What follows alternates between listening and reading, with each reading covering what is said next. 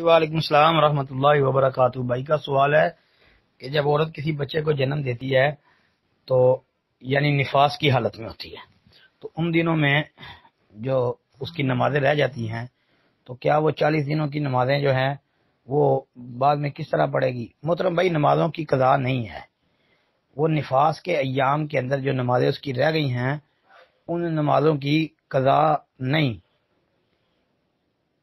اور باقی رہ گئی بات کہ 40 دن لازمی پورے کرنے ہیں، نہیں بھائی، اگر 40 دن سے پہلے 35 دن میں 32 دن میں 30 دن میں 38 دن میں جب بھی نفاس کا خون بند ہو جائے وہ غسل کر کے نماز شروع کر دے گی، اور اگر وہ نفاس کا خون جو ہے وہ بھی آ رہا ہے تو 40 دن سے اوپر ہو گئے ہیں تو پھر وہ غسل کر کے نماز پڑھتی رہے گی۔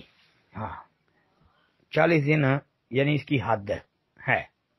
ترمذی کے اندر حدیث ہے، اگرچہ اس حدیث پر محققین کا اختلاف ہے، بعض اس کو حسن کہتے ہیں، بعض ضعیف کہتے ہیں، لیکن مسئلہ یہی ہے کہ حد 40 دن ہے جی۔